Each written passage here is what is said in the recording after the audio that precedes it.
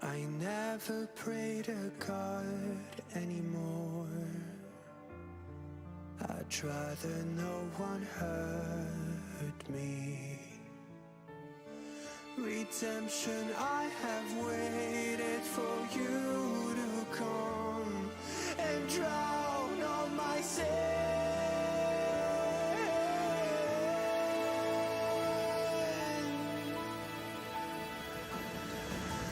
My knees are drenched in the blood I spilled just to get in. When I look around me, everything I had went up in flames.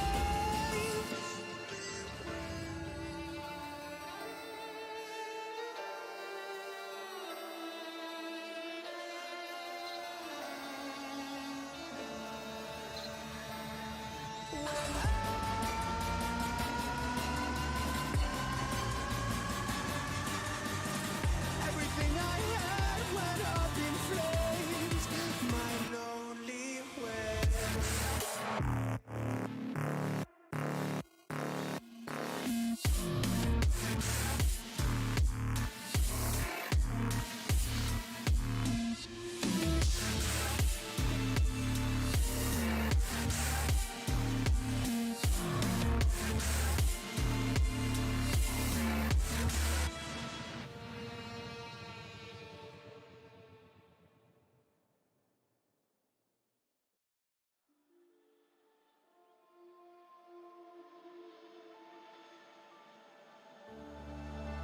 I don't wanna fight anymore. Just turn around and leave me. The tear in my eye drops on the floor alongside my speed.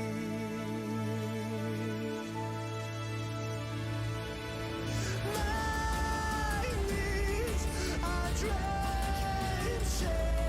in the blood I spilled just to get in. When I look around me, everything I had went up in flames. Ladies and gentlemen, we are live for another evening of Raceface. This time around, something a little bit different, a little mixed class endurance series. Not really a full enduro, but the idea is to simulate the idea of driver swaps. So teams of one or two, they need to serve a mandatory stop when they go into the pits. So that way, we are calling it a little mini enduro. It's a team-based event, so everybody is representing a team, whether it's their own team by themselves or sharing a car with another driver. So we will run through all of those things. Just give me a shout out on the YouTubes if you guys can hear me loud and clear, if volumes sound okay. Of course, here at Kyalami, this is round one, 4-round series. So it should be a lot of fun. I mean, The idea of it is kind of a mixture of GT3s and GT4s. And of course, having the driver swaps out there as well. Very important for people to practice those pit stops, something that people make mistakes on all the time. Centash Games in the chat, giving us an all sounds good. Good to have you with us, of course. Round 1, like I mentioned, here at Kyalami, our home circuit here in South Africa. And something that we haven't always run in the previous leagues, whether it's GT4 or GT3, is the dynamic weather. So this time around, it's completely up to chance. It can be complete downpours, can be a sunny day. Qualifying and race conditions could be different. We could see a change during the progress of the race. We could see it go from dry to wet. 85 minutes, so just over an hour and 20 minutes of racing. Anything can happen, and I'm kind of looking forward to seeing what the race conditions can do out here. Ryan Ottens is going to be the man to lead the charge, as I believe he was out first for the quali lap, or his out lap before this quali lap, so we should be able to go on board with him as he comes out of barbecue up towards the right-hander of Sunset. You can see it's a little bit wet, maybe a little bit nervous, but the Lexus is a great car in the wet, so I think Ryan is going to be in a good place. Out through Clubhouse, the left-hander using a lot of curb is the Kai number 64. Now you go in through the S's, a little bit of a dip in elevation, and then you make your way up the hill towards the top of Leeuwkop. Otten's looking nice and smooth in the wet, I must say. It'll be interesting to see where he puts himself at the end of this lap. Through the left-hander at the top of Leeuwkop for the hairpin, and then you make your way down. The elevation shifts all the way down through Mineshaft, normally flat out, but maybe going to just feather the throttle in the wet conditions. Then the right-hander of Crocodile, before you then come up to the infamous Cheetah. Now, big sausage curb here. You want to avoid that, but carry speed through and not use too much of the runoff on the exit. Ryan Otten's doing the perfect job of that. Left-hander of Engwe is the final corner. And then onto the loud pedal down the start-finish straight. Over the timing line, Ottens will go 149.767 to kick things off for the GT3s. We're going to have to see where everybody else racks up around him. But the first lap coming out, good banker lap for Ryan Ottens in the wet. And I'd like to see what GT4 pace we have as well. A couple of drivers invalidating their first laps. Daniel Rowe will get onto the timing sheet in the GT4s. He will be topped out by Visagie, though. So Visagie will have the pole sitting position in the GT4s. He does a 155.158 with Daniel Rowe doing a 156.664. So definitely some pace to be found. Visagie going to jump back to the pits. And Daniel Rowe going to be left out on circuit. Looking up towards the GT3 class, it will be Brian Lewis who gets himself that pole position. A 148.132 comes out. And it will be Jaden Gambon actually in that Ferrari to slot himself into second place. 9/10 off the Audi's pace in first. But good to see the BRS EKZ Phoenix team driver coming out and representing. He's a driver I talked about in previous seasons. And good to see him again registering up for this. Interested to see who he's paired up with as well. So we'll have to check all of that out during the duration of the race. I see he's paired up with Sean Skitter, so that's going to be a good little pairing. Good to see those two up here picking up the Ferrari for the season. You can see out in terms of the car selections here, it is going to be Morgan McCall. He's going to take pole position in his Lamborghini, the Huracan GT3 Evo.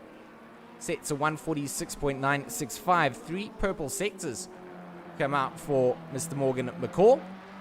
Had the pleasure of meeting him and his younger brother Junior last night at the Solidarity meet and greet.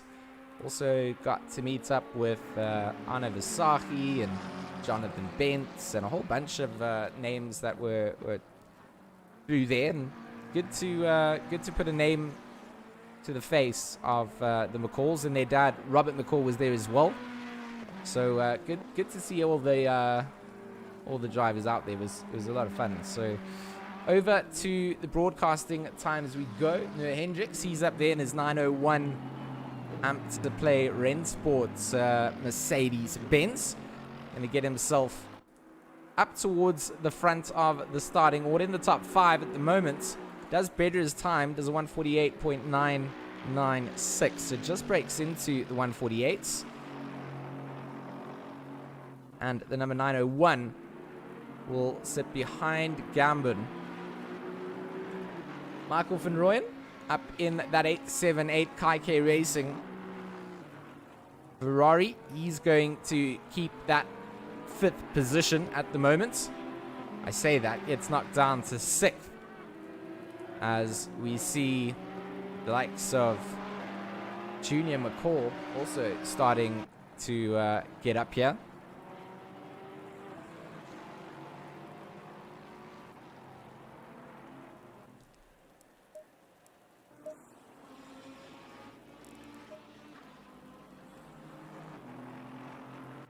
I think there'll be a little talking to the McCalls. I see they are running their custom liveries.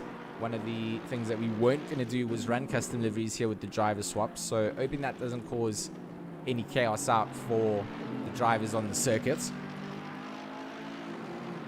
So you'll see a lot of the usual teams just representing the standard liveries that you get in the ACC livery creator, and that's purposefully done by the organizers here, just because there are some lag issues when drivers join the server with cars that have custom liveries. So you don't want that to happen when there are people swapping out on cars. So out at the moment on circuit, we've got 30 cars, but of course some of them are piloted out by 2 drivers. They might not necessarily be in the car at the moment, but they will get in for their stints.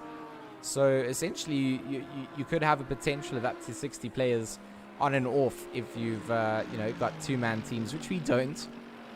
There are some solo teams running out there. Looking towards the GT4 order, let's give the GT4s some love here. Currently Arno Visachi in his KTM for the Retro Esports Rainbow team. He holds out pole position. He was very dominant in his GT4 during the GT4 season that we ran during the sprint season 2, and he's sticking to his guns, sticking with the KTM. Daniel Rowe for G4 Sim in his Aston Martin. He sits in 2nd place for the GT4s, overall in 19th on the grid. So a lot more GT3s than GT4s, you'll notice this. But good to see some of these guys giving the GT4s some love. Gives us some mixed class, multi-class racing. Without some guys picking out the GT4s, you're not going to be able to really talk about it. So Russ Seabolt, Russ said that he was going to help me with his pronunciation. He told me what not to say his surname is, and he didn't really tell me how to actually pronounce it. Hopefully he helps me out. But Russ Seabolt in the 777. I'll just call him Russ for now, representing RSP. Currently finds himself in 3rd place for the GT4s. Gary Richardson in the number 57. Not quite sure which team he's driving for. Runs a little bit wide, trying to make some space for the GT3s, but he starts down in 4th place for the GT4s. Quinton Samuel in that 787. Aston Martin in the GT4 class. He starts 5th. Stephen Koenig for Tasman Cars, the number 71. KTM, the 2nd KTM on the grid, joins Visachi.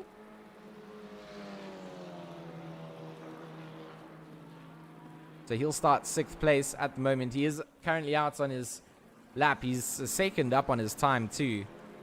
Needs to find a little bit more to get onto the back end of Samuel. Isherwood hasn't set a lap. Wentworth, Hildebrandt and Battis Hugo all yet to set laps in their GT3s. But Wentworth and Hildebrandt out in the McLarens. So some 720s enter up in here, and good to see some McLarens being chosen up. No White Rabbit Gaming boys for this. They'll be in the GT3s tomorrow night, but they drive the McLarens. I've been putting my foot in it and driving them as well. So a bit of a 720 fan now as well. Starting to enjoy the car and seeing it picked up more. It's all part of the meta and changing up the meta. Just trying to spot some drivers that are up on their lap times. Michael Van Rooyen is for the KKR Ferrari, the 878. Currently up 7/10 on his lap time. So he'll jump Ryan Ottens and Noah Hendricks if he gets this done. Michael Van Rooyen does have the ability to do so. 8 minutes left of quali. So still plenty of time in the wet for things to change up. Up at the top, Junior has taken pole away from his older brother. He sits in pole at the moment. Morgan 3/10 off the pace in those Lamborghinis. Michael Van Rooyen comes out of Engwe down the pit straight and will go into 5th place. So 147.910. Fine job to find some extra pace. Does have some traffic in front, and I believe that does look like the colors of one of the Team Tryhard Lamborghinis. Could be entirely wrong, but orange and black is just how I associated. He will run wide, and Van Rooyen will be able to continue round. Morgan McCall not going to be up on his time at the moment. Junior is in the pits, so yes, Steven to Blanche. 2/10 up at the moment, out through Sunset, and the Team Super Leggera Aston Martin GT3 will try and find a little bit more. Is finding additional 10s out of the Apexes in through the S's. And a little bit of traffic in front, not really in a place that is going to make things too difficult for him at this point in time. But Steven to Blanche going to come out from the top of the hairpin. Does hold on to those 3/10 that he found at a clubhouse. So a good lap coming up, and that 3/10 potentially going to get him into this top 5. So Michael Van Rooyen under attack to get knocked down to 6th. Everybody, oh no, Steven to Blanche comes into contact with the number 72, I believe that was. That's going to be the end of that lap. So Steven to Blanche, now a little bit of damage to that car. Interestingly enough, stays out on circuits and will round it out, but possibly be jumping back to the pits to try and get another lap in. 5 minutes 40 to go. Plenty of time to get out to another out lap, get a decent 2 laps in if you get back to the pit box.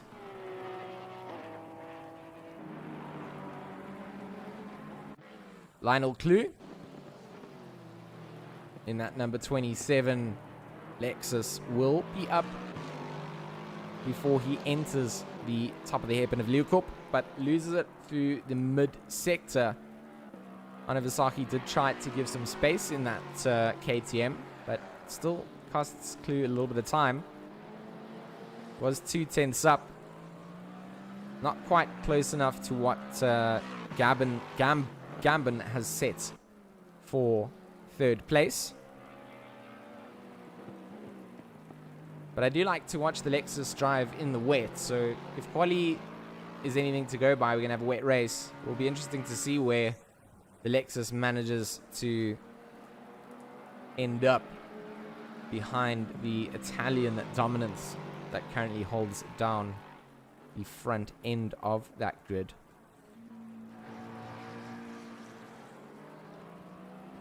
De Morgan yet to find a response to his younger brother's lap time, a 146.5, or almost a 146.6, should we call it, coming out. And I know people that would look at that and think that that's an okay dry lap time when they're just getting into the sim.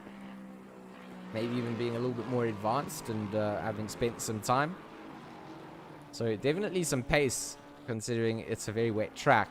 Not quite flooded. Good drainage at Kyalami. So if we do have rain. I've watched Aris on YouTube explain. He's one of the devs from QNOS. He's explained how the drainage works, how it replicates what happens at the real-life circuits. Quite a nerdy explanation, I suppose, but a very good video to watch if you just search for Kyalami drainage Aris on YouTube. Explains out how the surface stays reasonably dry and grippy. And that number 72 McLaren, a little bit slow out of Mineshaft, will make way for Clue to come through. But he's just not managing anymore. 4th place at the moment for Clue. He does jump Gambin as Jack Gambin disconnects temporarily. Not quite sure where Gambin has gone. But looks like we have lost Jaden temporarily. So everybody gets promoted up a little bit. Lewis does phenomenal lap to get 3/10 closer to Junior. Now coming out through Crocodile and on the way to Cheetah is also up on his time. This is actually almost good enough for pole position. So Brian Lewis going to flash those lights. He knows this is the lap that he wants to have. Oh, this is 4/10 up out of Ingwe. And Brian Lewis now down onto the straight. Gambin rejoins up. And Brian Lewis does not get that pole position. 2/10. So he made up a 10th. Does a 146.8. Just not enough to answer. 2 minutes on the clock. Potentially going to be here for Brian Lewis. It's going to be really his last lap to get something done. We'll have one more after this, really, if he continues and gets a decent lap out here as well. So it needs to just keep it between the lines. Even if he does invalidate it a little bit, we'll still get to the start-finish line, start another lap, I believe.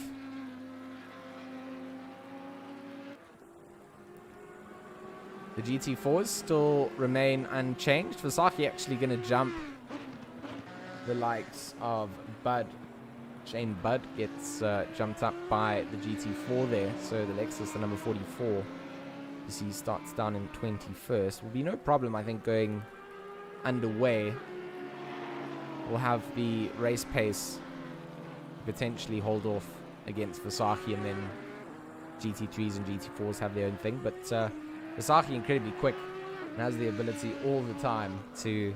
Oh, Lewis was a 10th up. Big skid out through Cheetah, and that will be the end of that lap. Needs to get it to the line, though. 40 seconds on the clock. He realizes it. He knows he can get one more in here. Potentially a big flat spot on that on those tires, though, as he managed to hold it. It looked like a big puddle that he almost just aquaplaned and was on the accelerator through. Looked like a bit of a wet spot, caught him off guard.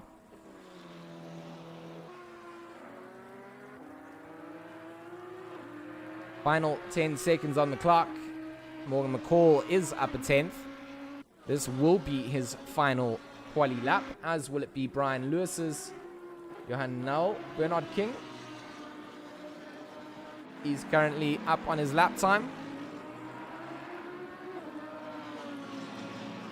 Also running out with some custom liveries, I believe. So, again, we're going to have to... I'm actually not sure if this is actually a standard livery. I've never seen it on the Lambo. I've called it a custom livery before, and I think it is a custom. But, yeah, Bernard King will obviously also, like we said before, the custom liveries that you see on the cars at the moment shouldn't be here. Drivers should just be running with a standard stock livery, just to not impact the driver swaps. There's been reported instances of things going a little bit amiss. Let's see what Morgan manages to do, because Lewis has given it his best attempt. Goes 2 tenths up, and Morgan now up 2 tenths on the final lap. Runs very wide out through Cheetah. Does find an extra 10th coming down in through Ingwe. Now Morgan very far up on that time, but maybe he's invalidated as well. Not quite sure. He's going to come across the line. What does the timing sheet show? 1:46.848. So not going to better his time. Timing sheet was lying to us. And it looks like it will be Junior. Let's pull up the timetable. Looks like it will be Junior up at the top.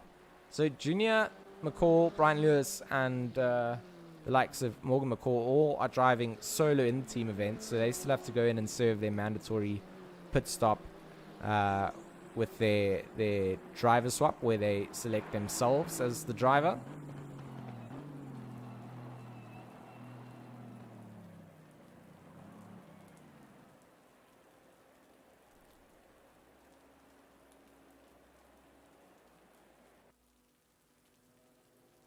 Alright, we have some wind conditions. Watch out for curbs and exit, and remember to brake early. You guys heard it there from the race controller as well. We are going to have wet conditions on the circuit.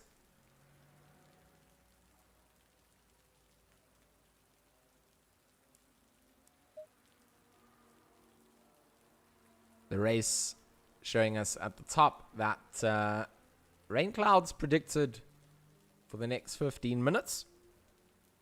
That's the indicator that we get so far. Track wet, 20 degrees with a 26-degree track temperature. So all is good, all is decent. If we go to the timing sheet, we should be able to, again, just run through some of the teams.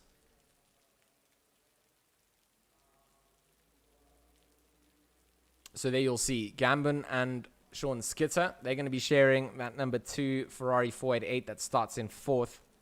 Van Wyk and Clue, they're going to share the number 27 Lexus. Malorta and Van Rooyen, they pilot the 488 GT3 Ferrari, that number 878.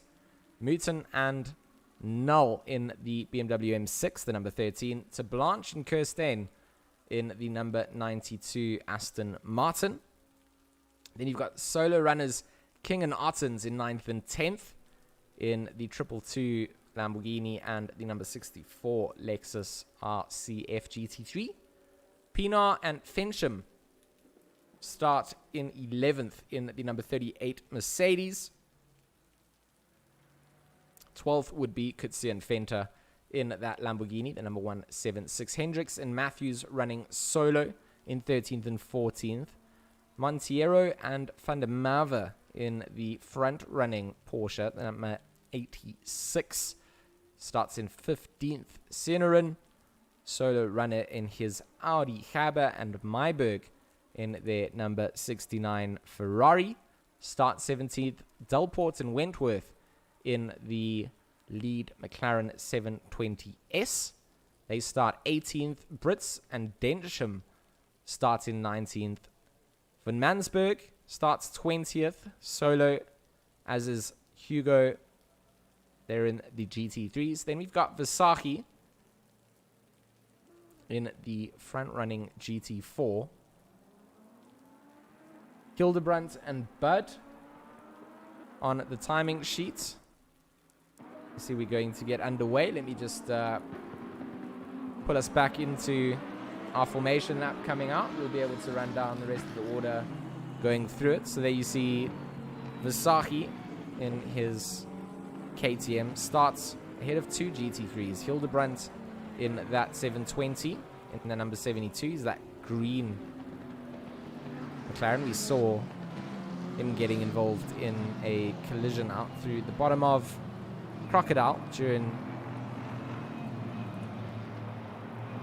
Quali, and I couldn't quite put my name on which car it was. So Hildebrandt in the number 72, Bud in that Lexus. Then it's the GT4s, Daniel Rowe, Jason Isherwood, Russ Seabolt, Quinton Samuel, Gary Richardson, and Stephen Koenig rounding out the full order. So you'll see them on the timing sheets. If you're looking for them on the mini-map, you'll see the GT4s have a blue color indicator on the map.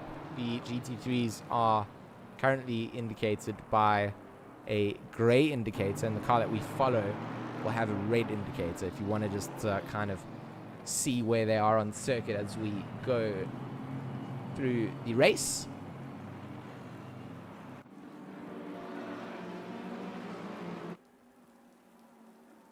I do think it's going to be a lot of fun. 30 cars on the circuit, some driver swaps. An hour and 25 minutes of racing.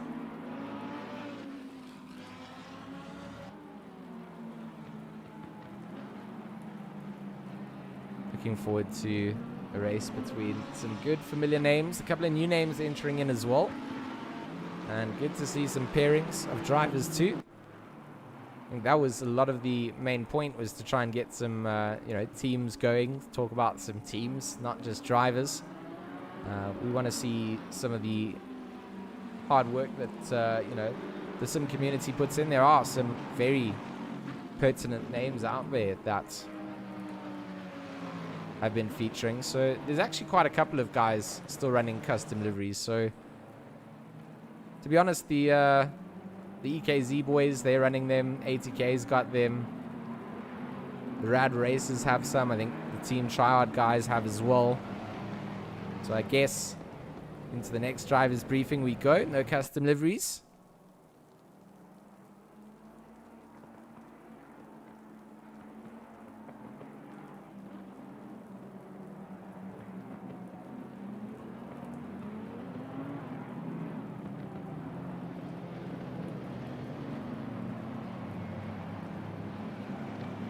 Down, out through Ingwe.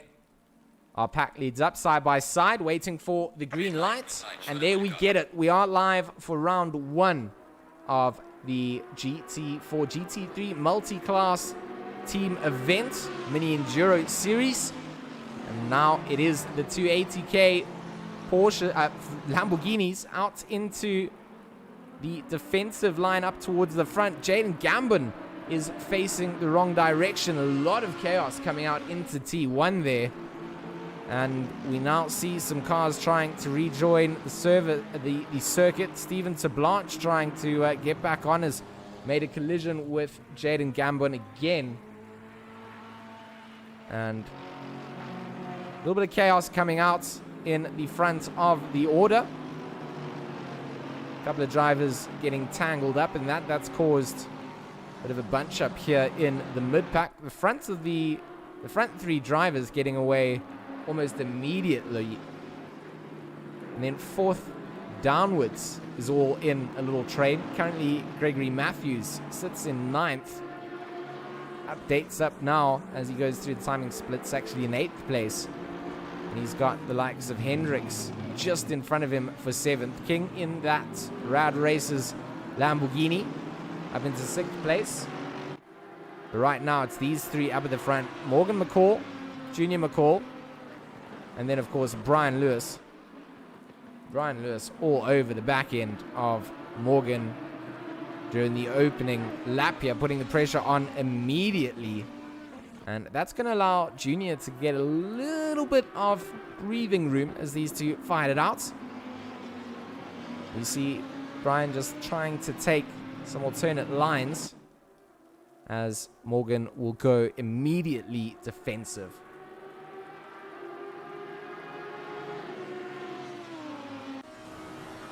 We'll go on board with Brian now down into the braking zone of Crowthorne. See him tightening up onto the back end of that Lamborghini ahead. Just needs to be careful that he doesn't get caught out in the wash of following so closely. It is wet and braking zones are going to be affected. Shout out to our viewers as well. Gerard Kleingeld and Debbie Smith in the chat, shouting for Gath and Debbie shouting for Arno. Good to have you guys with us. Thanks for joining. Shout out to all the viewers. And of course to our drivers for entering up and giving us 30 cars on the grid. You hear the pit window has opened up. That means that the drivers can go in to make a mandatory stop if they have to, if they picked up any damage on the opening laps, or if they need to make a driver swap in case of emergency.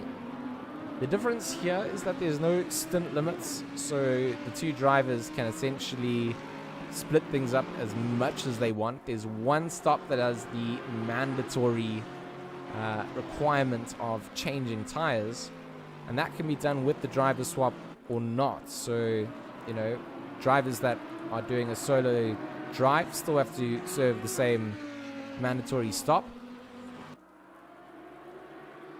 But right now, Brian Lewis kind of finding a little bit of a struggle up towards the back end of the McCalls. Looking down the order, it's going to see where Gregory Matthews finds himself, right in the middle of Hendricks and Monteiro at the moment. You'll see them. I think that's Pino actually that may have come through. It's Monteiro is in front of them. Matthews and Pino are the drivers around. Pino on that number 38 black and gold Mercedes. Of course, Monteiro in this white, black, and orange LNR number 86. So Logistical Nightmare Racing, big popular team as well. Good to see them out here. They're doing a good job at the moment to hold themselves in the top 10. Antti Meiberg from Team Triad Racing. He's in that number 69 Ferrari. He's under a bit of pressure there from the likes of Amrish Sinurin in the number 15 Audi, and he's being bothered. I think that's Ryan Ottens. It is Ryan Ottens in the Lexus. So I haven't seen Ryan driving a Lexus very often. He's taking a bit of off-roading out of the exit of Clubhouse. This was the car I wanted to see what it did come the wet weather race. Used to be, under the previous updates, a very, very strong contender in the wet. Oh, onto the braking zone.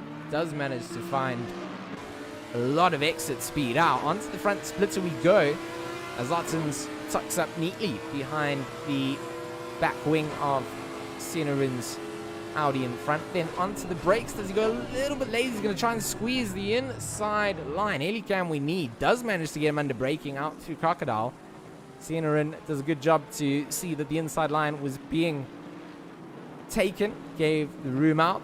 And Sinurin with a bit of oversteer out through Crocodile. Is going to lose out to being able to sit in the direct slip of that number 64. You see Ottens immediately peeling across the track to try and tuck in behind Meiberg. It's all about just trying to find some advantage. And not a lot of places to really use slipstream here at Kyalami. Tight and twisty and windy and very blind. But look at Ottens. I mean, he's just making an absolute dash. I think might have been caught up in the early incidents in lap 1. But will now go almost alongside the number 69 into Clubhouse. The number 69 is going to have to brake because he does not have the same line. Round the outside, Ottens will try and keep it onto the wet part of the circuit, looking very stable. Does manage to hold it through. So nice work from young Ryan Ottens. That number 99 Aston Martin, that's going to be Matthews. Gregory Matthews into the wall. I'm not sure we can get back far enough for this to happen. Custom livery is going to call. Oh, he just came peeling across the track, caught a little bit of grass, and immediately gets sent into the barrier. A lot of damage being done to Gregory Matthews, and will find himself dropping down the order. So we'll now then be up to Ottens to catch up to that number 86 of Monteiro in front. Monteiro. I feel like I'm butchering that name, so I'm sorry. Giratior. It's a very like the whole combination of this driver's name. Girito. If I have butchered it, I'm sorry. Hit me up in the DMs. I'll fix it as best as I can. There's the mutant in the chats. Giam, good to see you here. Jan Els here as well. Always shouting out for Junior McCall. Telling him to keep his cool. Hope he listens out to you, Jan Els.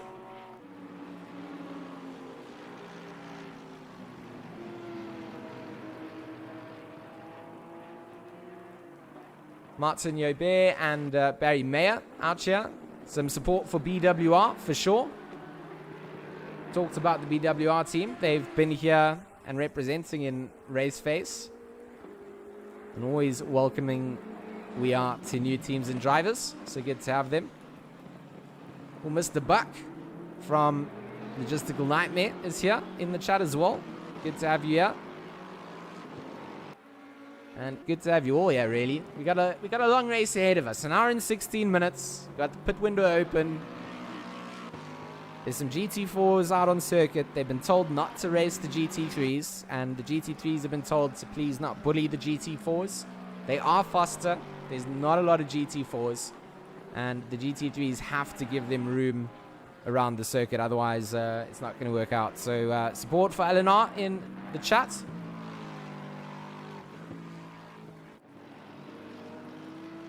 But good to have you guys all here. More BWR support. Not surprised. Not surprised. Big following. Big team of drivers as well. Sculpt Peanut. Some pressure coming out. It's actually Kutsia.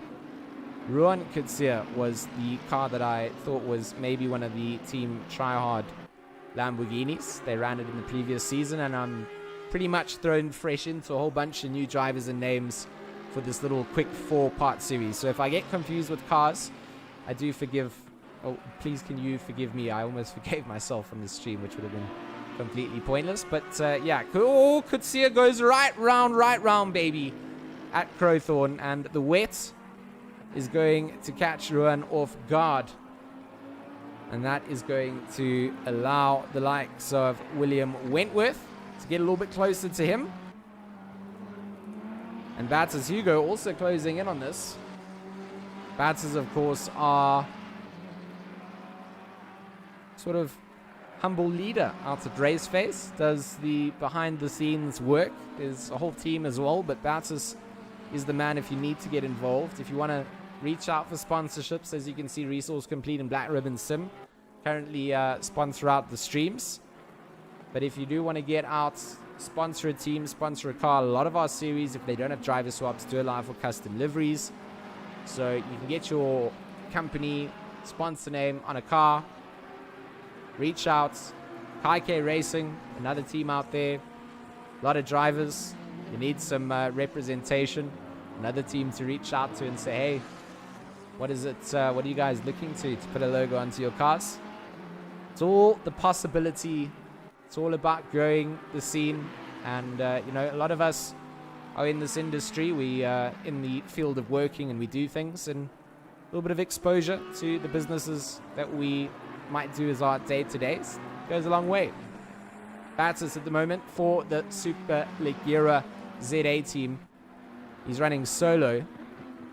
Doing a good job to try and catch up to Mr. William Wentworth. But look at the charge coming down from William.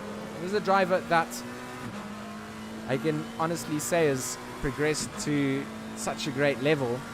When I first met him and first helped him out with his wheel and things, he was struggling a little bit. The onboard here is just so incredibly good to listen to as well. I love the sounds in ACC, but he's done such a good job to continue persisting.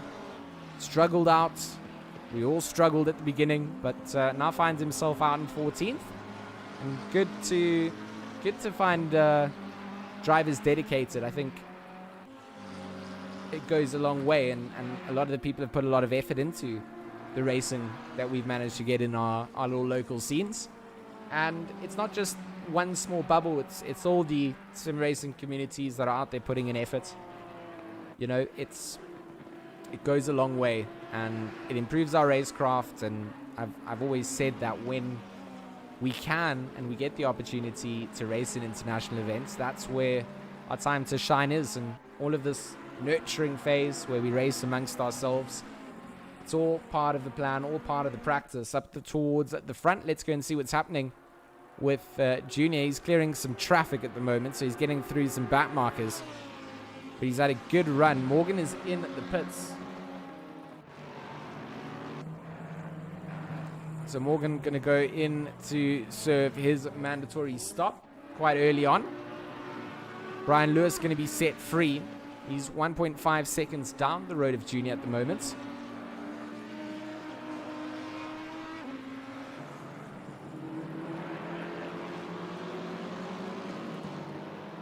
Clue is all over the back end of Johan Null as well. So these two. Let's see if we can get some front splitter action. There we go. We're right on board with the Lexus. Chasing down that M6 in front.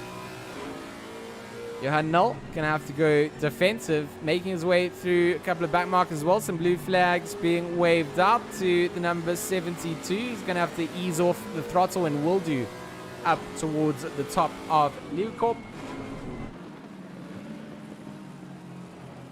Oh, late braking from the likes of Null almost opens up for the attack from Clue.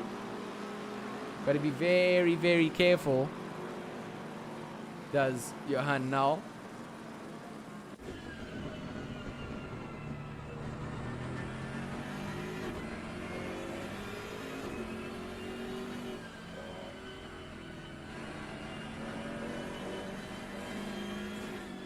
So a couple of puddles being kicked up. Oh, a dive coming down. Inside line.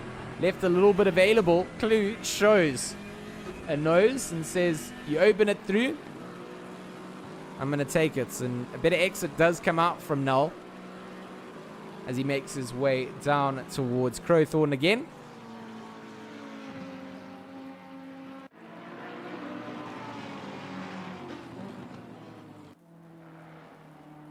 Oh, a bit of traffic and chaos in the background of that. You see Pinar here as well.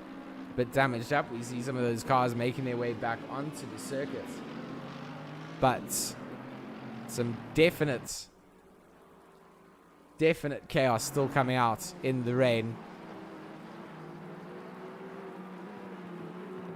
A lot of these cars looking like they've picked up a bit of aero damage too.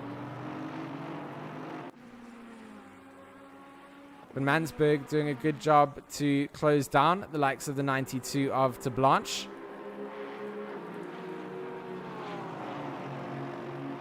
And the 977 not going to be in a battle for position with that. Aston Martin is going to let him through, let him outbrake himself. And will continue to go around. So I believe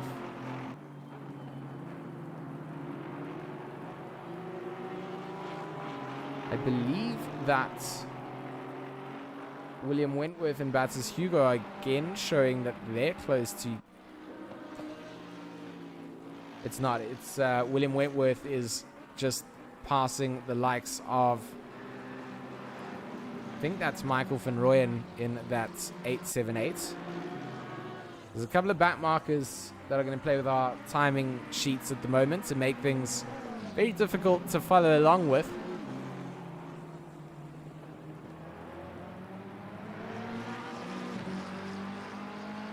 But both drivers in the same team. Maybe William just going to let Michael through. Let him try and lap himself and progress as best he can. Team points are team points at the end of the day.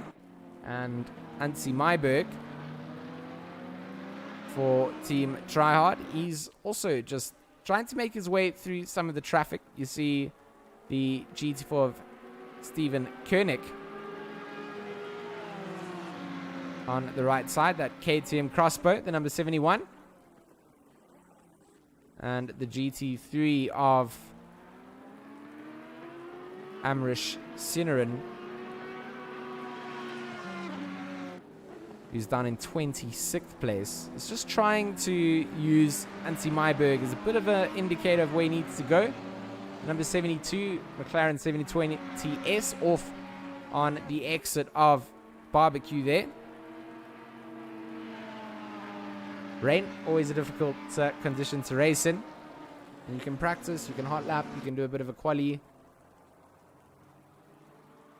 But an hour and 25 minutes of racing for a lot of the drivers doing this solo.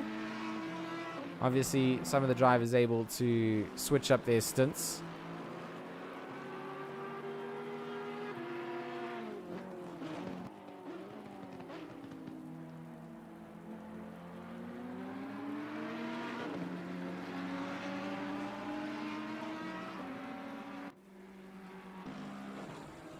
Monteiro looked like he was just dropping down the order a little bit. Did he drop down the order at all, Mr. Buck? I thought the timing sheet looked like it was going a bit crazy. I think it was just doing a little bit of a reshuffle. I think he's still where he was positioning. Let me check my positions gain sheet. Yeah, he's made it up from starting in 8th up into 7th place. So he gained a position and he stayed there. It's just the timing sheet going a little bit wild on the left side.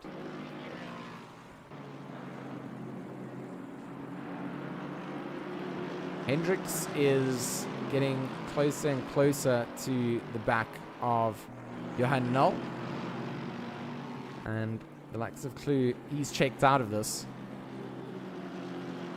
Junior McCall up and running away from Brian Lewis. 9.9 seconds is the gap. 10 seconds is approaching. It's absolute mad lad pulling gaps like that in the wet.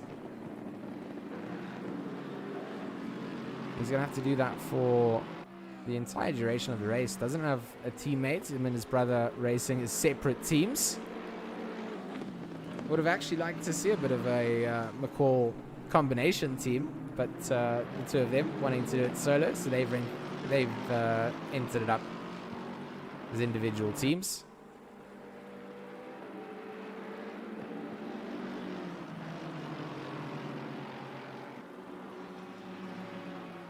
So Hendricks hasn't really been able to extend that attack onto the likes of Null, because now Ryan Otten's in that Lexus is starting to get involved. A lot of curb being taken from Hendricks up the inside. Otten's going to go. Nice little move out through Ingwe. That was actually a beautiful pass from Ryan Otten. Spots out the slight mistake on the exit of Cheetah. Knows that the Mercedes is going to not have the grunt or the speed carried through.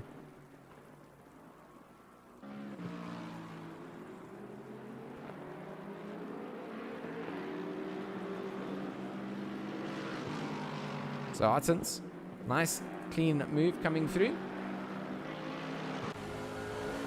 But Hendricks not done yet. A lot of curb being used on the exit there from Otten's. Does this allow Hendricks to have another look? They're going to go brave and be side by side coming through. Very wide. The cutback potential for Hendricks maybe opens up, but not going to be able to hold on to the side by side. And Otten's stays ahead as they approach the S's.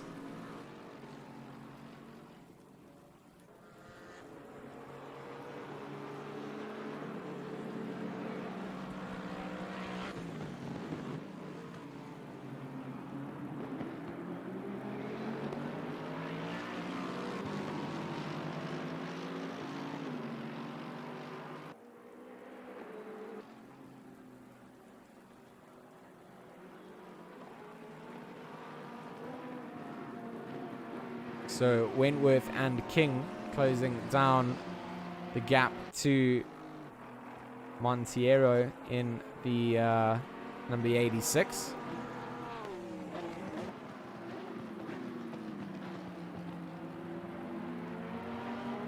The LNR Porsche going to be feeling a little bit of the heat. Mr. Wentworth from Kai K. And then King from Rad Races.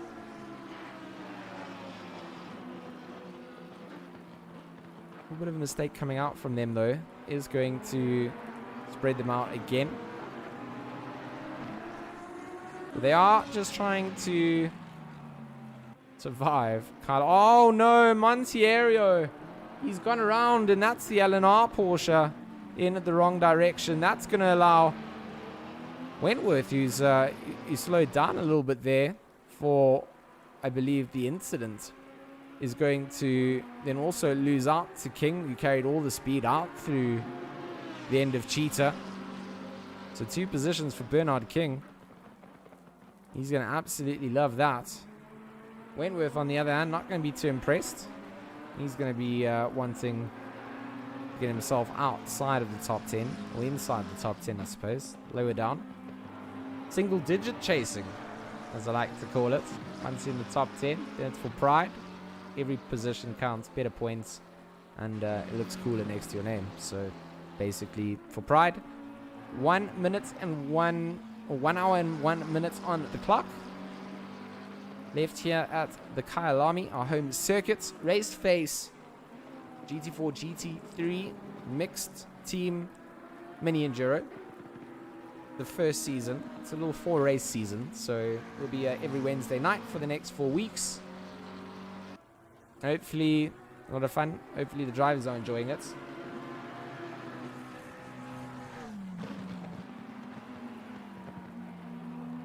Let me try and find out where else we go to in the calendar whilst we talk about that. 4 races overall, and we're at race 1 here at Kyalami. And of course, I can't find my information sheet like I normally have, so it might take me a little bit longer to process exactly where we go to for the next races. There we go. That's not the right one. There we go. Next week, the 25th of November, we out to Japan, the circuit of Suzuka. And the following Wednesday, the 2nd of December, as we get closer to rounding out the year, we are out to Belgium for Spa-Francorchamps. And the 9th of December, the final round out at the Nürburgring. So we are going to have some good fun. We are going to have some good fun indeed. And of course, all of these races, rando weather. No fixed weather. Can be completely changed up. You see the track changed out. It's no longer wet. It's dampened out. So the rain slightly lower. And of course, the race pace, 30 cars on circuit. And the good drainage of Kyalami. Clearing up a nice dry line for the drivers participating. That means maybe they'll struggle on the wet tires, maybe with a bit of temperature as well. 26 degrees on track. If it's not wet, you do start to struggle with some grip.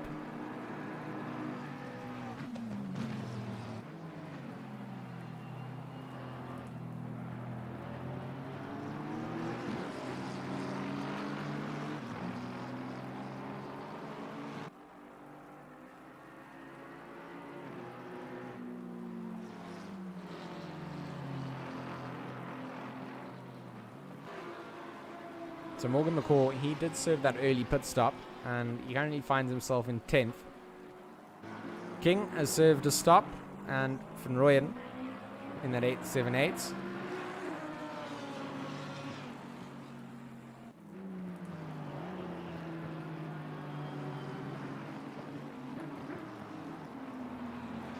That would be Shane Budd, who is running a little bit wide for MLGC Esports.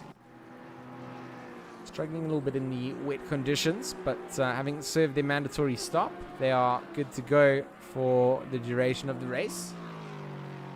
Pull up that timetable once again. I wish we could scroll down a little bit, but we can't. Not sure why, but a little bit sad that we can't. Front running team would obviously belong to Kluwen van Veek. Null and Muton are running in second for their team. Well, I mean, I can't even call it teams because they're all technically teams. It's just that some are single drivers and others are running it as a two-man gig. So they're all teams. They all represent themselves. There's no real like solo races, although it is, but it's not. I wish everyone would just pair up. Personally, like find a driver, do the driver swap, and have fun. Even if it's, someone you've never driven with before, it's a good excuse to, reach out to someone maybe that drives the same car that you fancy. You say, should we do this together? Make a collab team. Maybe I'm just salty, you know. I didn't get picked for teams. I get, you know, I do the commentary. Don't get to even race with the drivers. So maybe I'm just feeling a little bit of bitterness. Oh, Shane Budd. He is struggling in that Lexus. The number 44 comes to a grinding sideways halt before the exit of Crocodile.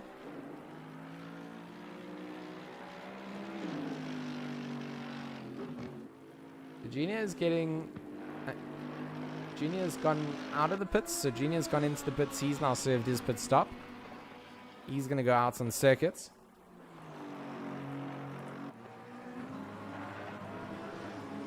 Where is his brother? So Morgan jumps Junior through that pit stop.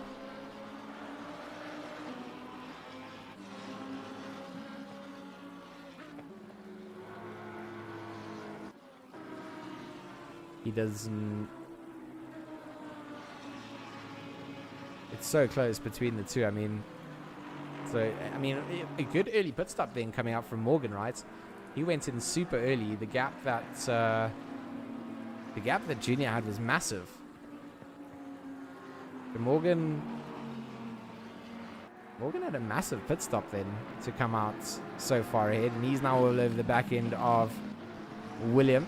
William will know that he still has to go in and start or serve another stop, so not really going to be battling against drivers that are on different strategies. And that's all information that's available to the drivers. They can see who's gone in for this stop, who you would be relatively fighting for. Because even if you're out on the same lap, for example here, Morgan's already been in the pits, William will still have to go in, and that would, you know, naturally drop him by. So there's no point getting into a bad place unnecessarily. And it's all experience that teaches you that.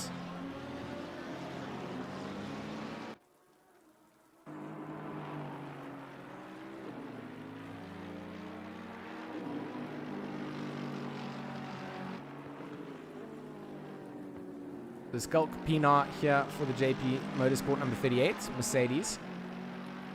Is looking a little bit damaged out at the moment.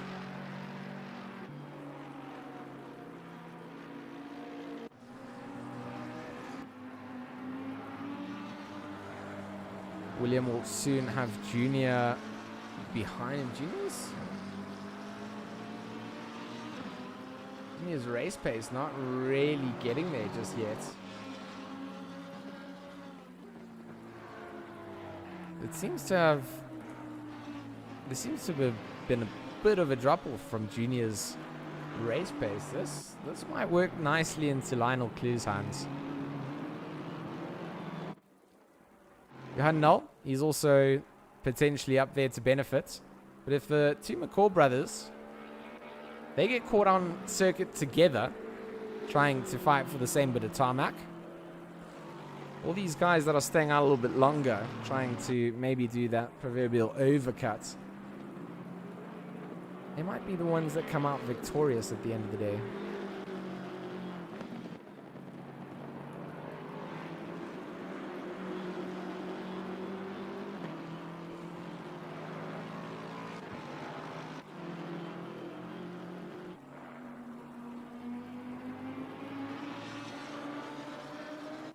But let's go and see what's happening down in the GT4s. I haven't been giving them too much love, but Arno Visaki, I mean, he's currently up into 12th overall, leads his class. He's got Daniel Rowe 23 seconds behind him.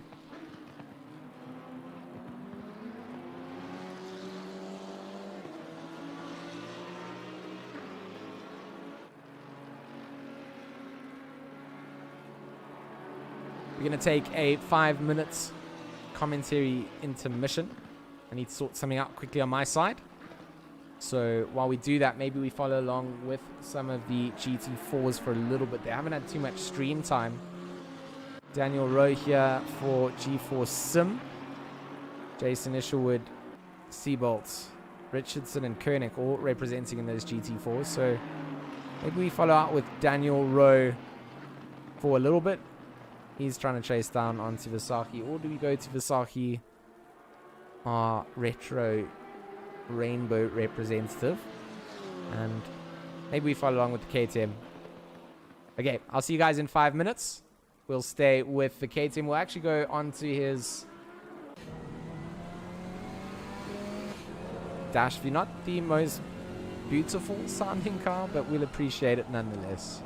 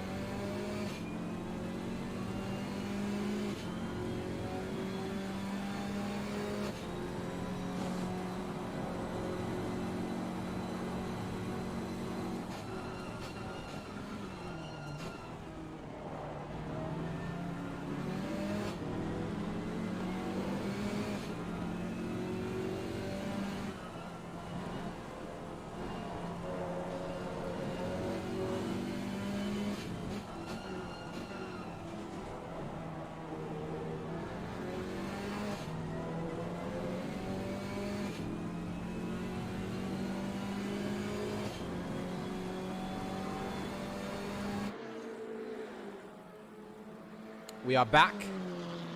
Hopefully the sounds of barking can no longer be heard. If they were heard before, I apologize. My puppy loves to get vocal during race commentary. Currently, we see Junior McCall still a little bit off the pace of his older brother. 152.902 was the last lap that Junior managed to do. Morgan doing a 150, so 2 seconds quicker.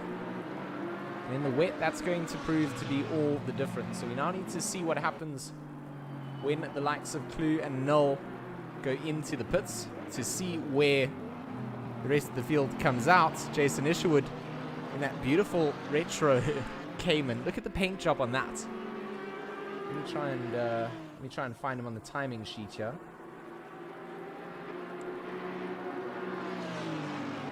There he is in the 584. Loving the colors. Absolute smashing job to put the most rainbow effect down.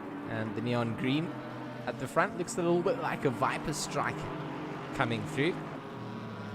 I mean, it's not going to be for everyone's taste, that's for sure. But if you say that you didn't see him on the circuit, you're going to be blind. The 584 for Retro, currently in 4th place in the GT4s.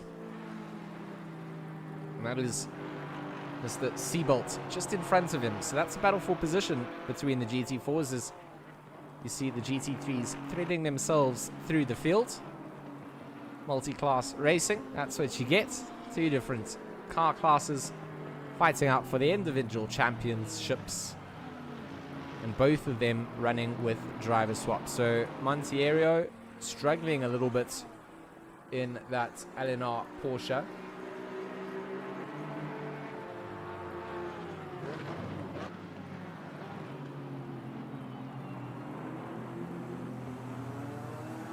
And the wet here just maybe a little bit too much. Maybe tires have gone.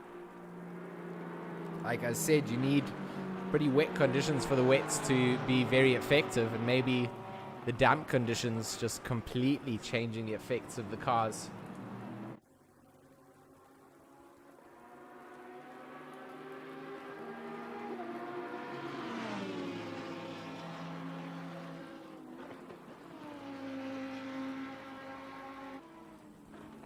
Tado Chaba, one of the Team Tryhard drivers, also does some commentary for Raceface. Got to meet him last night.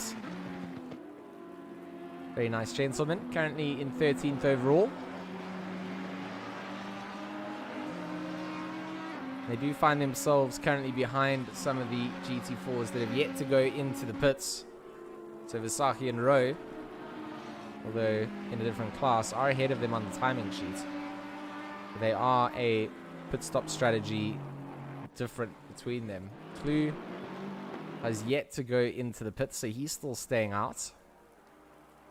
Johan Null still out. Pienaar still out. That's at the top. Morgan McCall is just pulling insane lap times. Junior's actually switched out to Brian Lewis, so Junior's dropped down. Still doing 152 ones at the moment.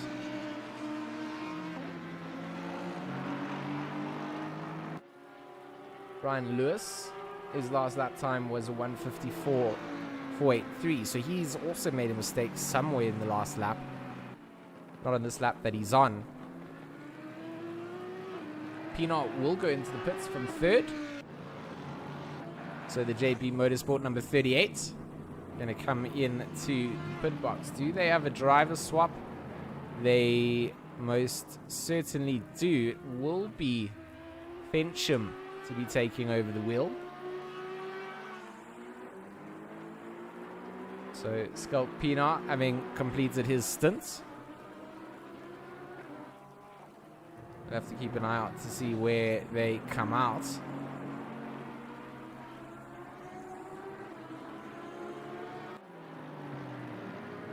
I do believe that Brian Lewis is disconnected though, because I don't see him on the circuit anymore.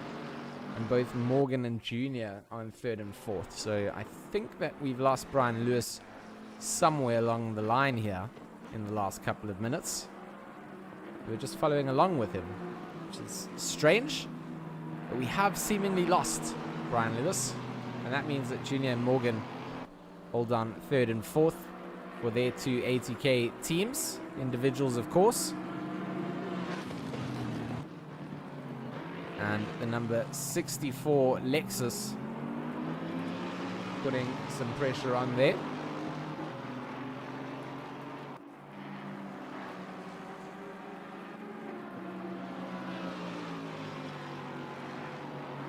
So Otten's not going to ease up, although is currently down a lap.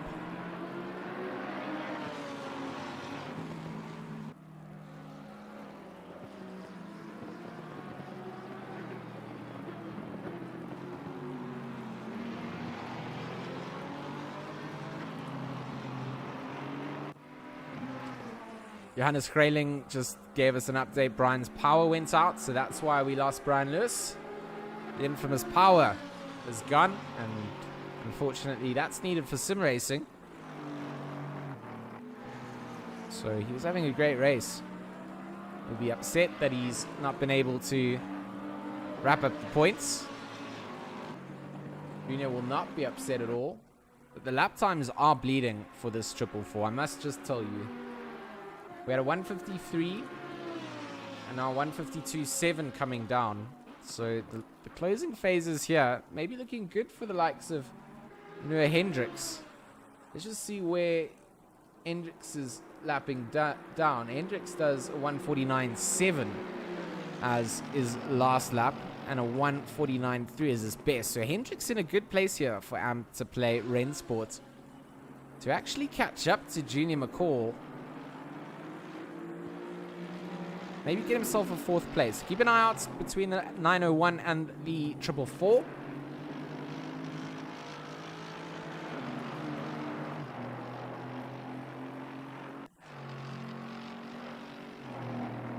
Johan Null will go into the pits. He's going to switch out with GR McMuton. The other Kai K Racing team, they drive this BMW M6. We get to talk about the new BMW logo, I suppose, as well. I'm not so impressed by how it looks, I think, on the broadcast. I like the white and just, I guess it's a little bit more modern, needs to fit in with things. That's what they're going with, but not really the biggest fan of the new BMW logo that comes down. So Muton's still on the stilts. Number 13 yet to exit out. We'll see where Junior comes through. Morgan goes through pretty comfortably. The likes of Hendricks will be coming down as well. So here comes Junior down. He put straight.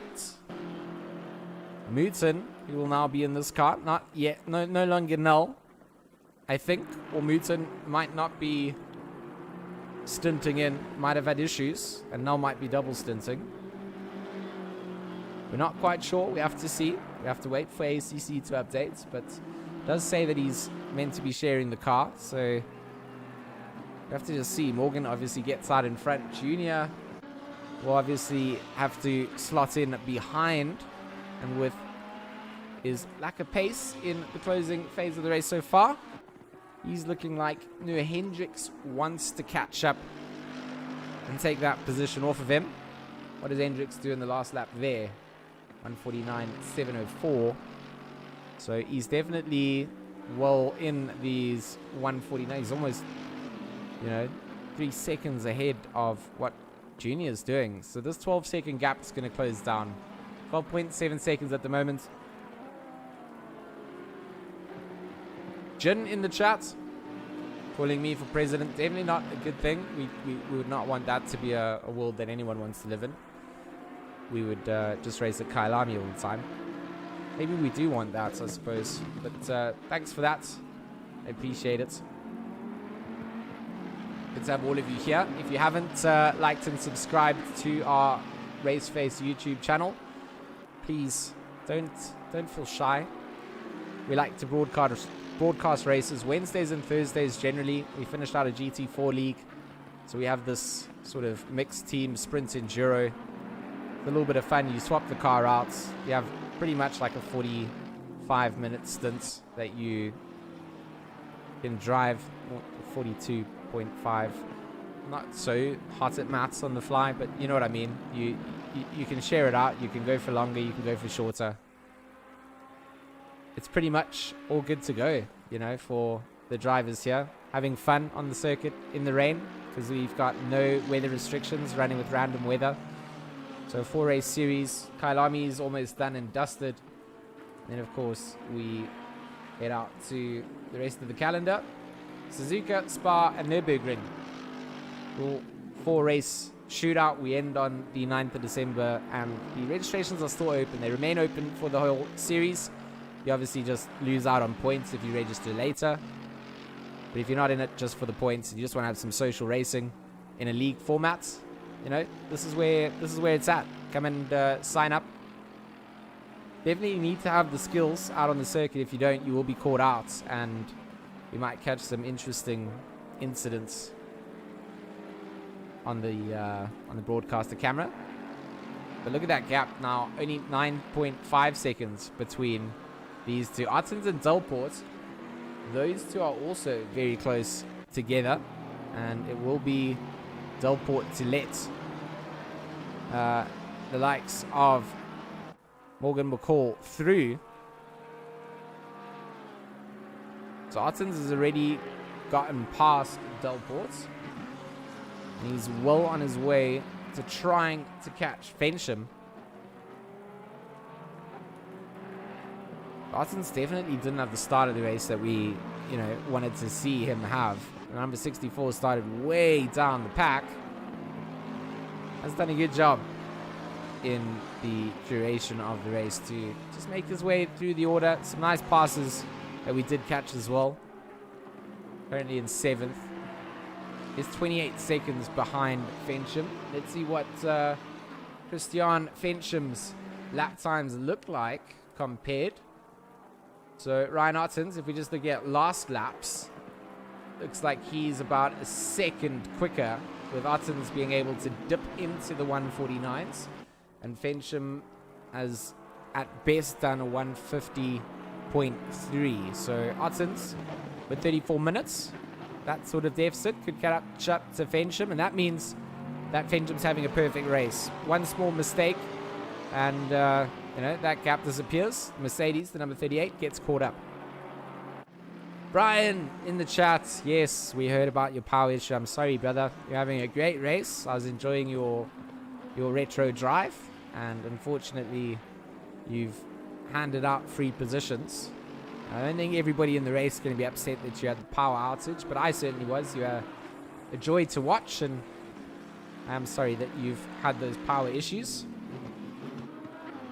Part of the racing, I suppose. It's like having a engine failure. We just simulate it differently. We just take the power away here in South Africa during rainstorms or no rainstorms, or load shedding or no shedding. But I actually don't want to say that word. You say it 3 times and it comes back, so I don't want to be blamed for the reason of that. So Morgan McCall up at the front of the order.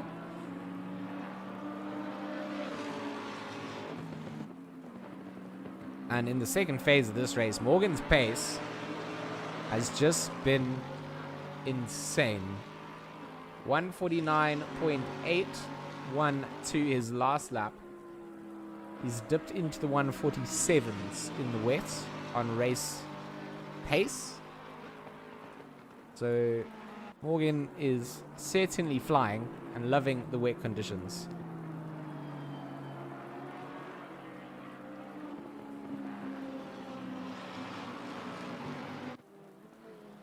Debbie pointing out that Arno's gone up 10 places, and you know that is certainly true. And Debbie, what's even more important to talk about is the fact that Arno's doing this in a GT4. So right now, the fact that he's driving with a car that is slower than everybody else. Look at his best lap times. I mean, that's what you need to see. His best lap time is a 155.9. That's the best that he can do in this car, and he's currently sitting in 12th place, ahead of quite a few of the GT3 teams.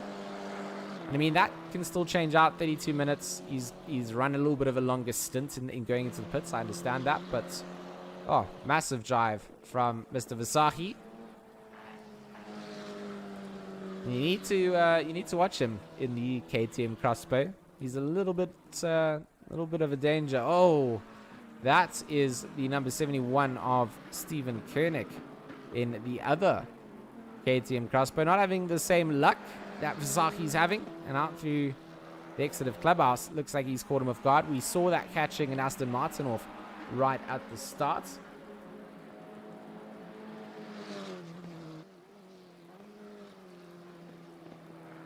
Gregory Matthews, I think it was, that went for an early spin. Yeah, it was this number 99. So that exit out of Clubhouse here, it's obviously a little bit treacherous. Run off that, get onto the grass, and catch it just wrong. And it just sends you. Seen 2 cars now facing in that direction. So in second place, currently, JC Hrabler taking over the wheels of the Retro See You Next Time team. Cheeky little names, I like them. A little bit of banters. Always appreciate it. The 584 Cayman. Trying to play for some favoritism in the stream for sure. To me, picking a Porsche and then painting it bright colors. It appeals to everything I like. That at Kyalami in the rain, you know, that's a perfect Wednesday night. JC currently doing a good job to just hold down second place in class and 16th overall. Also, car that is ahead of a couple of the GT3 teams. Not as far as what Visagi's done. I mean, Visagi's ahead of King, Malortor, and Skitter. This car, this team, the BRS EKZ Phoenix team, sadness comes out. I mean, they have a custom livery. They shouldn't have a custom livery, as we've mentioned earlier on. All the teams shouldn't be running custom liveries. But on my server side, I have all the custom liveries that have been submitted. So if a driver selects that through it shows up on the stream side. You know, for me, I've had a couple of stutter events with drivers switching over, nothing too hectic. So I'm glad that it hasn't impacted things too much. It does affect my replays, so maybe for next week, I'll just cut those out to different locations. So I don't lose them. I can throw them back in for the GT3 season that I run on Thursdays. But everyone should just be on standard in-game liveries. But while it's here, let's us talk about the stream sponsors, Resource Complete and Black Ribbon Simulations. Black Ribbon Simulations sponsoring out this team as well, EKZ. Race Driver, South Africa, RDSA. Whole bunch of cool partnerships involved with Black Ribbon Simulations. So they started right at the front of the order. They were caught off in the T1 chaos. Got spun around, absolutely, I'd say, murdered. When we went back and tried to see what was happening towards the back, we did see Gambin trying to rejoin the circuit, got connected with another car that was unsafely rejoining. So probably a little bit of early damage, and they now find themselves back in 15th place. It's not really where they should be. They should be further up. It's all part of endurance racing. I mean, I say endurance. This is not really an endurance race per se. It's not the 3 hours or the 6 hours that a lot of the drivers are used to doing a full 1.5, 2 hour, 3 hour stint. But the point is to simulate a little bit more towards the driver swap side of things and have a team championship. A lot of the time we just have a drivers championship. The team championship is there, but it doesn't really get talked about a lot. So I'd like to use this as a bit of a platform to talk more about the teams that are involved. And there are guys that are driving with drivers of 2, and other guys are just doing it solo. So all the while we talk about these things. Noah Hendricks goes up past the likes of Junior McCall. And it was a time coming. We did not expect it. And Noah hasn't dropped really in terms of his pace. Maybe a little bit from some of the traffic, but he's been hovering around that 149, 150 mark.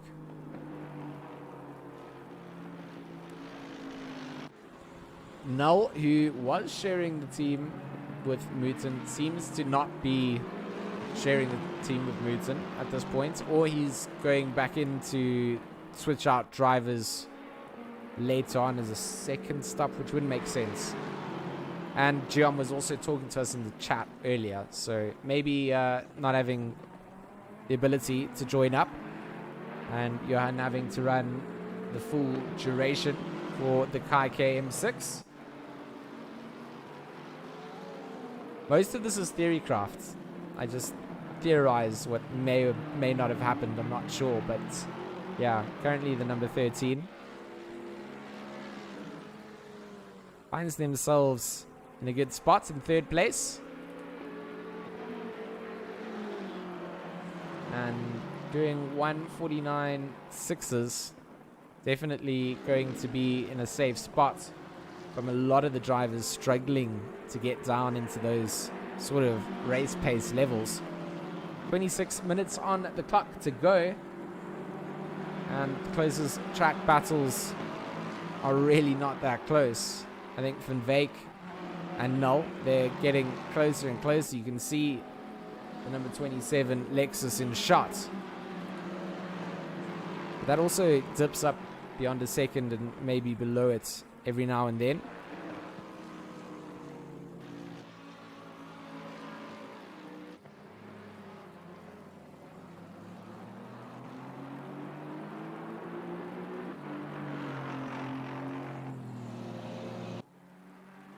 I just want to see where Seabolt and Richardson are.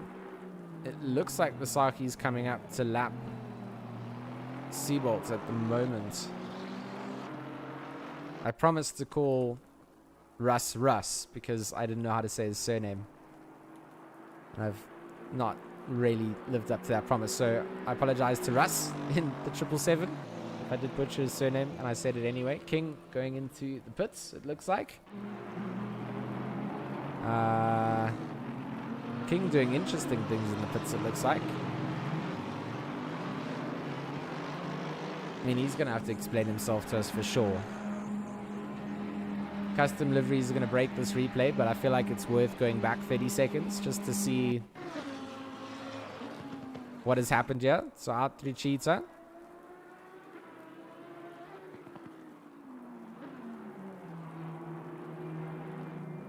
Into the pits. Ooh. Does a couple of donuts. He goes back to his pit box. So for whatever reason, he's going back into his pits. He's definitely added some time onto that.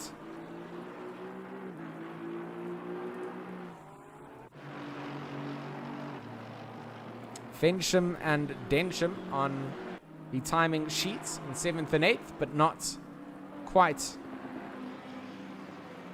on track for a battle for position. Ryan Ottens is in front of Fincham, 2.4 seconds up the road.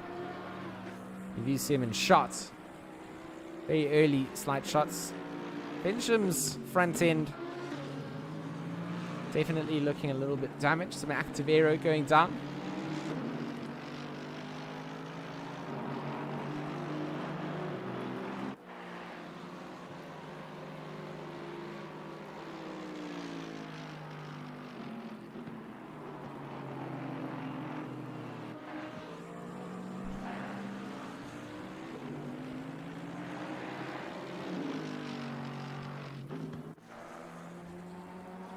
Bertus Hugo has made himself a couple of positions tonight for dinner.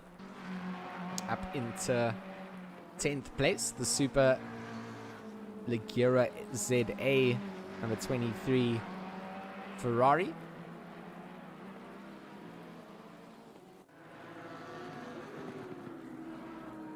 This is still the old spec Ferrari, right? It's not the Evo that's...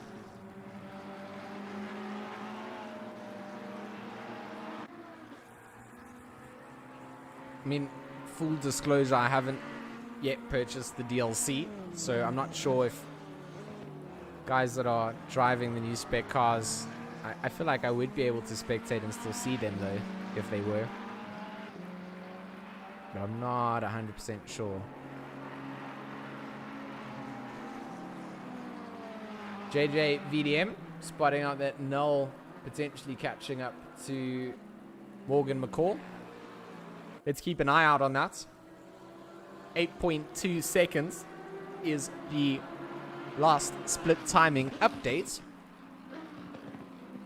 Johan Null's last lap of 1:49.3 and Morgan doing a 1:50.9. So you are right. There's definitely having a little bit of a change up. Brian mentioning that the Lexus and BMW got more pace. I did feel that the Lexus would be quite strong in the rain. It's always been a bit of a strong contender. Interesting about the BMW, because that car has not been well loved for a long time. So if it's had the BOP update that I've seen people talk about, then maybe we start to see some more M6s getting picked up. It's got an absolute massive top end, which is not always the best thing here, I suppose. But there are straights, and straights are straights. You can get a little bit more speed. It's always going to work in your favor at the end of the day. Still got to get it slowed down. But you are right, that gap, 6.8 seconds.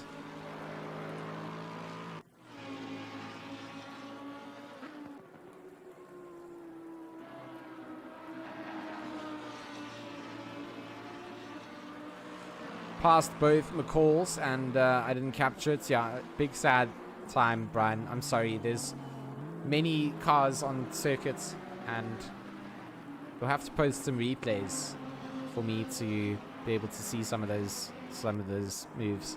I do apologize to all our drivers if I do miss some of the things. We sometimes get caught up chatting or focusing on something somewhere else on circuits. And things just happen so quickly in racing. You blink and it's gone. We do capture people doing donuts in the pits, though, you know, so you can't say it wasn't all good fun laughs out at the circuit. Yeah, Kyalami, 20 minutes left to go on the clock. And as you can see, that pit window still open, but I think everybody has gone into it, served that necessary mandatory stop. You never want to see someone getting disqualified at the end of a race because they haven't served a mandatory stop. So you see the green markers next to all the numbers. They've all served those stops up. And we look good and locked and loaded. Let's see how Johan Null's pace continues here. I mean, Morgan is struggling. He's almost dipping into the 151s at the moment. And Johan is keeping low 149. So 5.3 seconds between them. 5.3 seconds. And the number 13 M6 in the dying minutes of the race, trying to make a charge up for first place. That's what we want. I mean, if you can get a fight out for first in the team championship between KK Racing and the ATK Academy A team. I mean, I'm going to call Morgan the A driver, the A team, because he's going to win race 1, and then Junior can be in the B team because he didn't win race 1. Or they can name them however they want to name them, I suppose. But for now, we differentiate them. Morgan McCall's ATK team versus the KK Racing BMW M6 team. That could be a really good one. 4.9 seconds. We're getting there. 18 minutes. We're going to catch up. Jason Isherwood in the chat telling us that JC is running on dry tires. Like actual dry tires. The retro number 584. Absolutely getting destroyed by the KTM of Vasaki. I mean, Vasaki's in 10th place in a GT4 car in a multi-class race with GT3s on the circuit. I mean, that just is, again, we'll talk about, it's mind-blowing. Makes the good choice not to turn into the race leader of Morgan McCall. But the two race leaders in shot at the same time. We'll get to see them again. There's the ATK Academy MM driver. Okay, so that's the team, MM. ATK Academy MM. And Arne Vasaki for the Retro Rainbow Retro Esport team. Very cool that Arne's doing such a good job out there in the wet, in the KTM. It does kind of astound me and blow my mind at the same time. Just also apologies to Jason Isherwood for blocking him on Discord. He was sending me pictures of his liveries of cars that are in colors that I don't approve of. I approve of the colors of the cars that his team has chosen for this evening, but the colors that he sent me on Discord were not okay, and I did block him. I meant to take a screenshot of it, but I mistakenly blocked him, and he's reminded me while he talked to us here that I have to unblock him. So apologies, Jason. That car was disgusting. The Rad Racers Lamborghini with their very brightly colored paint job in 13th place. I mean, we saw them going into the pits as well. So then had to go into the pits again. That might have been a little bit different. Fincham going in. Maybe some of the drivers here hadn't yet served out their driver swaps and are still making those driver swaps. I'm not sure why drivers are going into the pit so late. Null, 4.7 seconds behind Morgan.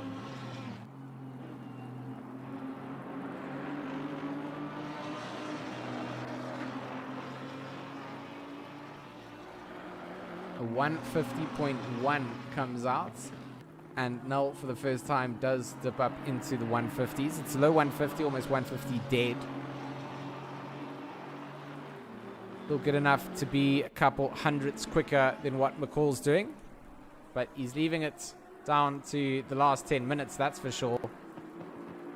14 minutes on the clock. That was Van Veek that you saw in the background. And Null here is definitely in shot. So Van Veek also potentially going to catch up to this, and we might have a three-way battle for first. Might certainly have a three-way battle for first.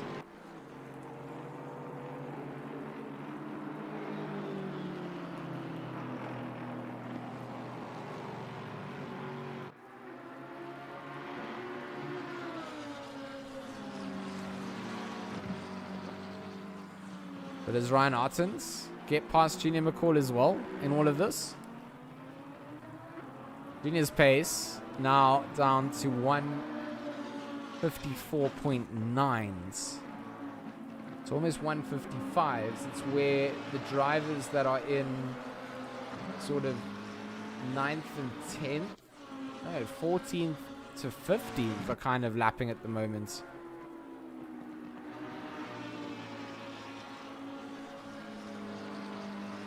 Maybe a little bit of damage having been done to this 444 that we weren't aware of.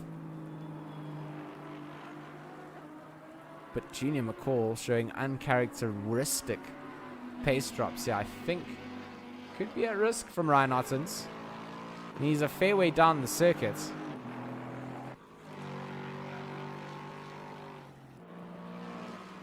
Ottens is also struggling a little bit. 153 dead coming out as his last lap. So a second a lap, don't think it's going to be enough to catch a 30-second gap. But if he gets back down into the 149s, it's going to get closer and closer, and a small mistake from Junior. Or potentially there.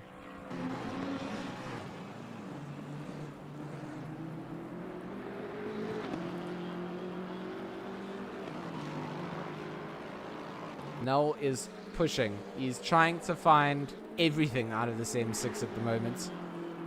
And he's maybe pushing a little bit too hard at the moment, because he started to lose that momentum that he had. Doesn't want to do that now. The last 10 minutes after a hard stint, those grip levels, very hard to manage. And of course, I think we're racing with the new tire model here tonight.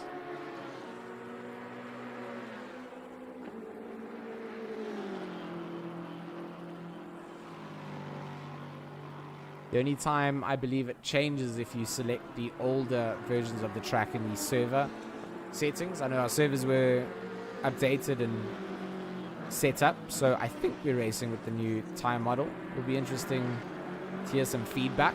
Love to get behind it myself and get a good feel of how the cars feel. Oh, 3.9 seconds. That's what Null needs. This is exactly what Null needs. Morgan, 150.5. Null at 150.1. So 4 tenths, half a tenth, couple of hundredths, anything that the number 13 can take, he's going to be looking for. Who else on track is close enough for a squiz 4 position? Glancing down the timing sheet, no one really catches my eye. Go down a little bit further.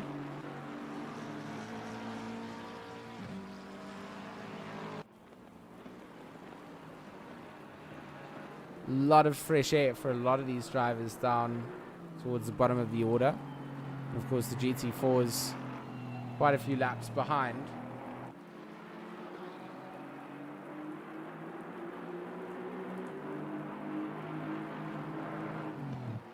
Vasaki and Malorto are somehow what would be a battle for position. Vasaki's currently in 9th place. And Malorto in the GT3, you're going to have to look for a place to get past Vasaki. But we'll have the top end here on the straight to hopefully get alongside.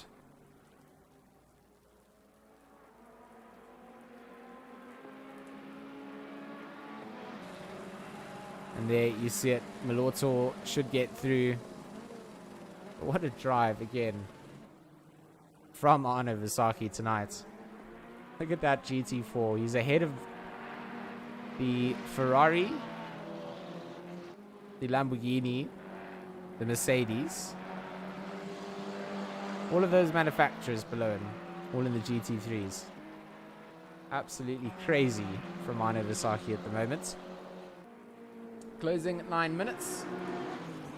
Null and McCall. Where do we find ourselves now? 3.9 seconds. Null behind McCall. So close, it's almost touching. You can see that M6 in shot down through mineshaft almost briefly. Saw the lights under the bridge, really. Maybe out through the exit of Crocodile. There we go. There we see the M6 in the background.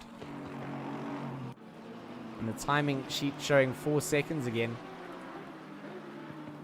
Oh, big tank slapper coming out from that Aston Martin behind. Hopefully Null gets through that unperturbed. And he does.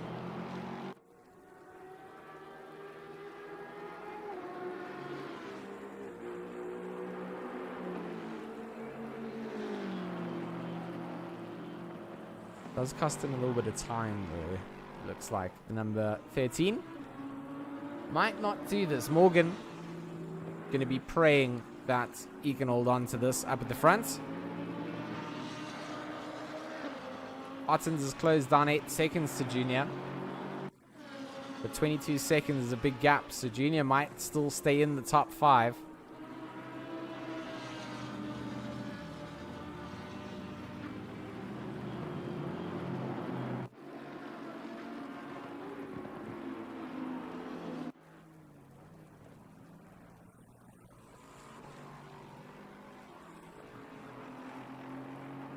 Teleport into the pits. I'm not 100% sure why they're there and stopped.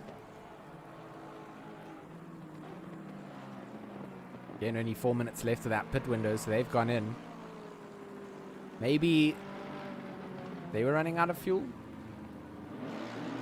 Oh, Bartis avoiding contact with that black and gold AMG. I forget who that belongs to number wise, but we saw them also parked out at Clubhouse earlier.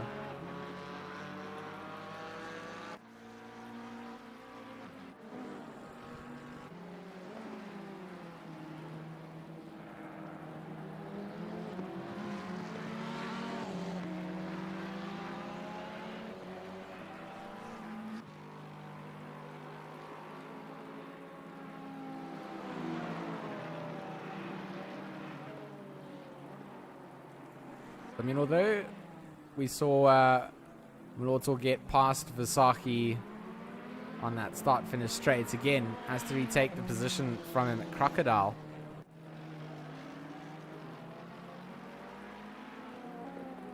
It really is crazy. Absolutely madness. 8th in class overall, Visaki. Closest competitor, Krobler, currently sharing the car with Jason Ishwood in that 584 Cayman. They're down in 15th place overall. And then Seabolt in 18th, Richardson in 20th, and Samuel in 22nd. So, very limited GT4 sized grid. If you are looking to enter and you want to drive some GT4s, wouldn't be a bad place to do so.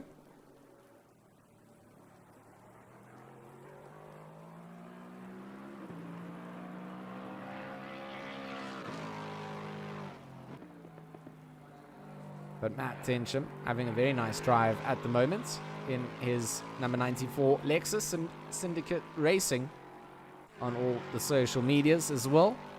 If you want to give them a follow, one of the teams that brands themselves quite nicely and has some social media platforms to follow.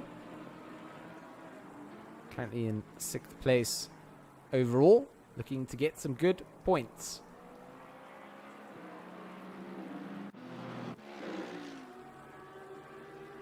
Just have a look back towards what's happening with Null again.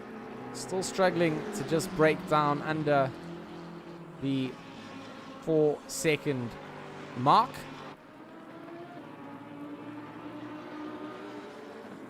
As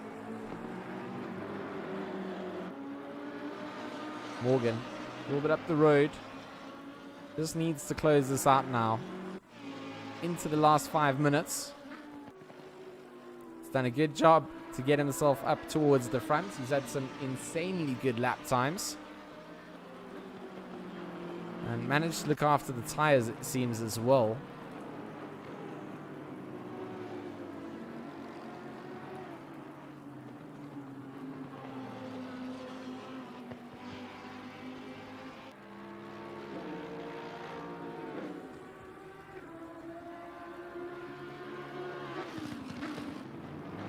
So we see Christian Fincham also going into the pits very late here. That is the number 38 that we saw having a little bit of an issue out on circuit. So they are going to go into the pits. Not sure if they need to repair some damage or not. But McCall reaching deep and pushing hard. He's pushing that gap. He's pushing the distance to Null up to where he needs it to be. 5 seconds now. So he's found some time. It'll be interesting to see what Null's time is coming over the line. Last lap from McCall, 150.5. Sets a 149.7. So he's found 3/10 on his previous laps.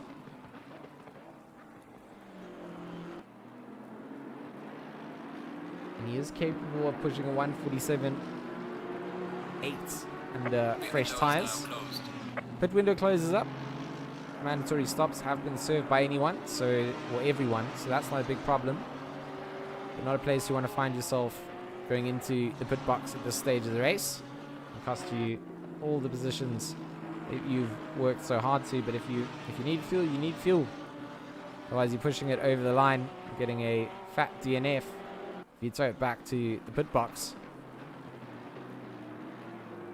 5.6 seconds to Null. Null's last time a 150.8. So maybe now the tires in the M6 easing off. Grip levels beyond their expiry date. Perishable grip levels that are here during the damp conditions.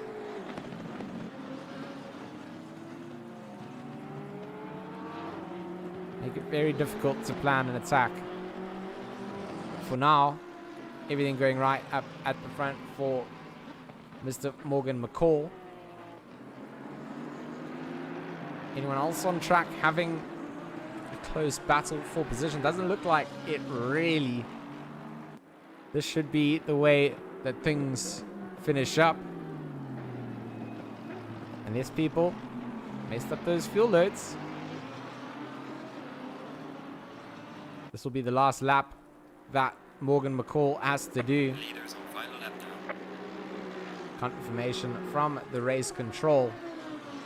Just giving us an information to let us know. But here we go. Final lap coming out for our first round of the 80K Mixed Multi-Class Mini Enduro Series. Also for race calendar. And just short 85-minute races. Teams of 2 if you so wish. Teams of 1 if you want to do it solo.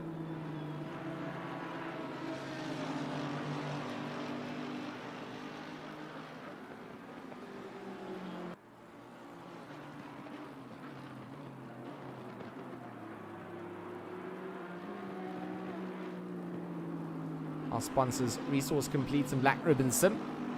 Massive thanks to them for always partnering up and getting involved. Morgan McCall out through the S's and up towards Leocorp for the final time. Bit of traffic around him. He's just going to keep his nose clean and see it to the line. Oh, did I call it 80K mixed? I got you. I was reading the car, the Raceface mixed multi-class racing coming out. Morgan McCall in the 80K car leading things away. But he shouldn't have his liveries on, so I blame the custom liveries that were banned from the race for making my mistake. Always look for excuses. Round through Ingwe. Morgan will go and take the victory in the checkered flag for the first round. Maximum points. The leader has finished And the race. a big excited weave with a couple of flashes will round out for his victory. The Kaike Racing team takes home the second place in the number 13. Hannes van Veek in the number 27. Not quite sure which team. I think they're BWR team coming out. Junior McCall from the 80K Academy Junior team takes home 4th place. Ottens from Kaike will also cross the line and take home another victory or a top 5 for one of the other Kaike representatives. Let's pull up the timetable. Visachi takes home the race victory in the GT4s. And an 8th place overall too. So that's quite impressive. And then of course JC Krabler and Jason Isherwood come second in their Porsche Cayman 584 for the retro team 2 representation out on the circuit. Seabolt, and well, he was just a single solo driver. He takes home 3rd in the GT4s. The massive race, 30 cars started the grid. Not quite sure how many crossed the line at the end of the day, but the timetable nonetheless shows a picture. 23, 22. Maybe a couple of drivers disconnecting towards the end. But it's been great. It's been absolutely great. Loved the racing. Loved the fact that we got the random weather. And of course, massive thanks to the chat. You guys have been awesome. We'll see you guys tomorrow. Hendrix getting disconnected the last 20 minutes. That is not what we wanted to see. Your Amp to Play Rensports team was doing great there as well. So guys, we'll see you tomorrow for the GT3 round. We'll see you next week for the multi-class mixed mini enduro again on Wednesday. Been good. I've enjoyed it, and we'll see you next week if you're only joining for this, or tomorrow if you enjoy GT3s.